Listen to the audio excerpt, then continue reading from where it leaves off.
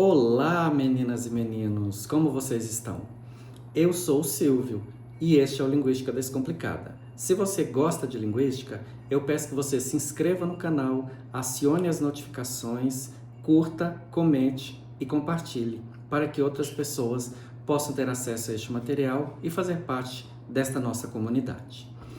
Nesta temporada, estou falando sobre Bakhtin, nesse momento especificamente sobre o livro Marxismo e Filosofia da Linguagem. Estamos na segunda parte do livro, no capítulo em que ele vai falar sobre as tendências, objetivismo abstrato, subjetivismo idealista. Já apresentei em linhas gerais o que cada uma dessas duas tendências traz, isso está nos vídeos anteriores, se você não viu, veja lá, e a gente vai continuar então, agora não assim de modo tão específico mais, mas vou continuar tecendo comentários a respeito das tendências e trazendo exemplos para que você possa entender por que tanto uma quanto a outra não são legais, digamos assim, não são bacanas, não vão de forma alguma ao encontro da perspectiva teórica do Bakhtin, vão de encontro, são contrárias à perspectiva do Bakhtin, tá? Então, Bakhtin defende que todos os atos de fala se inserem num contexto social e ideológico, estando em constante processo de mudança e adaptação, processo no qual os falantes têm papel fundamental. Na linguagem, como na vida em geral, nada é fixo ou permanente. No vídeo anterior eu até comentei com você a respeito do significado das palavras, que ele não é fixo, não é estável, ele muda, dependendo do contexto, dependendo dos interlocutores, dependendo de outros fatores, mas esses dois são bastante relevantes, o contexto e os interlocutores são muito determinantes do significado de uma palavra. E aqui a gente vê que o Bakhtin vai defender que todos os atos de fala, ou seja, todas as situações em que nós estamos numa relação interacional com outra pessoa, então todas as vezes que isso for acontecer, isso não vai acontecer de um modo desprovido de contexto social. No subjetivismo idealista, sobre o qual a gente falou no vídeo anterior, a ideia do individualismo, do psicologismo individual do falante é muito forte. E isso vai contra a perspectiva do Bakhtin, justamente porque ele vai falar desse fator social. E tem de novo a questão ideológica, porque olha só, Bakhtin defende que todos os atos de fala se inserem no contexto social e ideológico, estando em constante processo de mudança e adaptação. Tanto a questão social, que diz respeito aos participantes, ao contexto em que os participantes estão, quanto essa questão ideológica, esses fatores são determinantes para que haja essas mudanças, para que haja essas modificações, para que a linguagem não seja uma coisa fixa, permanente ou estável, porque dependendo do interlocutor com quem eu vou interagir e do ponto de vista ideológico que ele tem a respeito de algo, o que eu digo pode ter um significado completamente diferente. Então, não haverá essa fixidez ou essa estabilidade porque o ato de fala também não é uma coisa fixa ou permanente. É algo bastante dinâmico e que vai sendo modificado por esses fatores que são extralinguísticos. Na visão do estruturalismo, do Saussure, dos seus seguidores, dos seus sucessores, a linguagem era algo muito fixo e estável. Então, era sempre voltado, os atos de fala seriam sempre voltados para um mesmo significado. Na visão do Bakhtin, isso não acontece, porque o ato de fala é dinâmico, como a própria língua é dinâmica, né? Aí eu trouxe exemplo para ilustrar para você isso que a gente acabou de falar sobre os atos de fala serem sociais e o aspecto ideológico ser responsável pelas mudanças que acontecem nesse ato de fala. Pensem aí num juiz que, ao proferir sua fala, se dirige ao acusado em primeira pessoa. Eu compreendo sua trajetória e sei que as condições sociais em que você vive não são simples, mas preciso julgar com base na lei. Aqui, a linguagem revela tensões entre a norma jurídica e a dimensão humana e ideológica do enunciado. O juiz, ao empregar esse tipo de discurso, adapta sua fala ao contexto sociohistórico que problematiza o papel do judiciário nas desigualdades sociais. Então, olha como o fator ideológico e o fator ideológico pessoal do juiz foram determinantes para isso que ele disse, para a construção desse ato de fala. Vou até repetir de novo a fala do juiz para você ir pensando aí junto comigo. Eu compreendo sua trajetória e sei que as condições sociais em que você vive não são simples, mas preciso julgar com base na lei. A fala do juiz deixa de ser puramente técnica, é permeada por valores, ideologias e conflitos sociais. É isso que o Bakhtin está se referindo quando ele traz à tona a questão de que tanto o contexto social quanto os aspectos ideológicos, eles são determinantes para a construção do ato de fala. Não há linguagem desprovida desses elementos.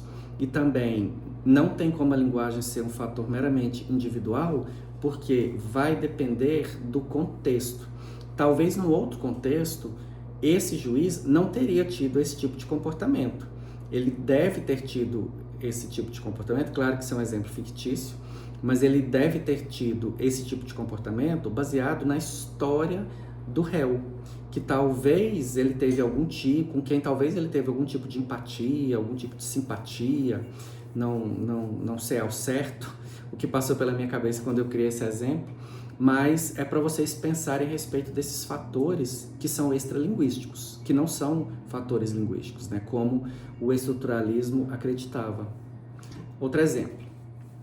Em uma reunião de avaliação de desempenho, a gestora, ao invés de usar uma linguagem autoritária e unilateral, vocês precisam melhorar os resultados, adota um discurso colaborativo. Como podemos juntos pensar estratégias para alcançar nossos objetivos? O Bakhtin vai dizer que a linguagem é sempre ideológica e que não há enunciado gratuito. Então, consciente ou não, tudo aquilo que a gente diz tem algum tipo de interesse, digamos assim. É a ideologia que está sendo trazida à tona, conscientemente ou não. Esse ato de fala se insere em um contexto ideológico contemporâneo que valoriza o trabalho colaborativo e a descentralização do poder. A gestora reconfigura sua posição de autoridade e redefine o contrato comunicativo com base nas transformações sociais atuais sobre liderança. Claro que não é uma coisa inocente. E aí, esse não ser inocente, você vai interpretar dependendo dos seus conteúdos que são determinantes e definidores da sua ideologia. Você pode entender como sendo um comportamento acolhedor e até fofo da gestora, ou você pode compreender como sendo uma fala manipuladora. Porque quando ela diz assim, como podemos juntos pensar estratégias para alcançar nossos objetivos? E os juntos, colocar as pessoas que estão participando da reunião como responsáveis pela definição de ideias, de objetivos, isso pode ser entendido como uma estratégia de manipulação, para poder dar a essas pessoas a falsa ideia de que elas pertencem, de que elas são ouvidas, de que as ideias delas são valorizadas, enfim. Vai depender da sua ideologia a interpretação que você vai fazer desse contexto que eu trouxe como exemplo. Outra coisa, os falantes não são apenas transmissores passivos de informações, mas agentes ativos que contribuem para a transformação contínua da linguagem. Nós, se fôssemos meros transmissores passivos de informações, seríamos o boneco do ventríloco. Lembra do ventríloco? Aquele moço que tem um boneco e que ele mexe com a mão a boca do boneco e faz a voz que seria a voz do boneco. Mas, na verdade, a voz é dele. O boneco é um ser que não tem vida, que não tem identidade, que não tem voz. Se a gente fosse só um mero repassador de informações, a gente seria um boneco de ventríloco. Agora, esse boneco de ventríloco, quem que seria o manipulador desse boneco de ventríloco? Nesse ponto, eu acabo chegando muito perto de um aspecto bem complexo e até polêmico, que é o discurso político, o discurso religioso, o discurso do patrão, por exemplo, que muitas das vezes é manipulador, e as pessoas que tendem a repetir esse discurso acabam funcionando como bonecos de ventríloco. Mas o que o Bakhtin está querendo dizer é que, dadas as devidas proporções, a gente não é boneco de ventríloco. Então a linguagem não é só para que a gente passe informações, porque ela traz muitas outras possibilidades e capacidades nas nossas práticas sociais e interacionais. Olha o exemplo. Analista de RH, ao lidar com temas de diversidade, percebe que expressões antes consideradas neutras, como colaborador padrão, não incluem a diversidade de gênero, raça e deficiência. Ela propõe novos termos e protocolos de linguagem inclusiva nos formulários da empresa. A falante não repete passivamente a linguagem institucional. Ela atua sobre ela, questiona seus limites e introduz transformações ideológicas. Veja como esse exemplo ilustra o fato de que nós não somos apenas meros repassadores de informação, porque a gente pode atuar sobre a linguagem. Então, quando ela propôs essas alterações, é a atuação sobre a linguagem como uma forma de tornar a linguagem mais inclusiva, ou seja, mais social e coletiva. Isso altera a linguagem corporativa como um todo, gerando mudanças discursivas que serão respondidas socialmente por outros sujeitos. Passa do campo do individual e entra no campo do social, ou seja, é contra a ideia do subjetivismo idealista, que via a capacidade linguística como algo atrelado ao psicologismo individual do falante, ou como sendo algo que espelhasse ou apenas transmitisse categorias de pensamento da pessoa que fala. Outro exemplo, compositora de rap começa a usar gírias de sua periferia nos refrões de suas músicas. Palavras como quebrada e corre passam a circular amplamente nos meios de comunicação e nas redes sociais. Aqui vamos pensar numa compositora famosa, que tem uma boa aceitação, uma grande proporção social. A artista atua como sujeito criador da linguagem, fazendo circular expressões originadas em contextos locais e marginalizados, e transformando-as em formas legítimas de expressão nacional. Então, tá vendo como o ato de fala não é algo individual, não é algo isolado, não é desprovido de manifestação social, cultural, política, ideológica, ou, dito de outra forma, o ato de fala não pode ser encarado apenas como um mecanismo linguístico, propriamente dito, como um sistema passivo de análise. Pode ser analisado, não tem problema, mas vai muito além disso, é muito mais que isso, porque nós, como usuários, podemos interferir nisso, podemos trazer as nossas ideologias e pontos de vista, nossas experiências culturais e sociais para os atos de fala e provocar mudanças no campo do uso social da linguagem. A linguagem aqui é renovada a partir da periferia.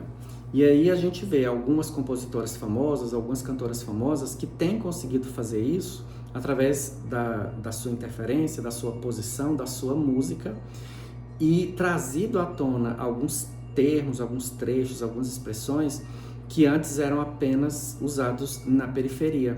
Então, olha o que aconteceu. Olha como o ato de fala nunca pode ser uma coisa só individual e desprovida de contexto e de ideologia. Porque essa questão ideológica, por exemplo, que faz parte da nossa subjetividade, é manifestada linguisticamente. E aí, de novo, uma coisa que eu tenho falado ao longo desses vídeos, isso pode se dar de maneira consciente ou não. Quando você tem consciência do que é linguagem e de como você pode marcar presença através disso, através da linguagem, se isso for consciente, você vai obter resultados muito mais eficientes nas suas interações sociais. Pense a respeito disso e observe melhor os usos que você faz da linguagem para poder refletir mais a respeito do resultado ou dos resultados que você vem tendo. talvez nas suas interações sociais não haja o resultado que você espera, justamente porque você não está tendo consciência do que é a linguagem do poder que ela tem. E lembrando, é uma capacidade exclusivamente humana.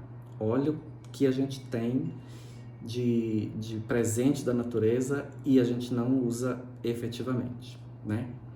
Bom, por hoje é só. Se você tiver dúvidas, diga aí nos comentários, eu respondo, mas comente, compartilhe, curta o vídeo para que outras pessoas possam ter acesso a esse material e possam vir fazer parte da nossa comunidade. E no mais, fique bem, se cuide, se ame, seja uma pessoa melhor, lembre-se de que nada é fixo ou permanente, saúde e paz para você e até o próximo vídeo.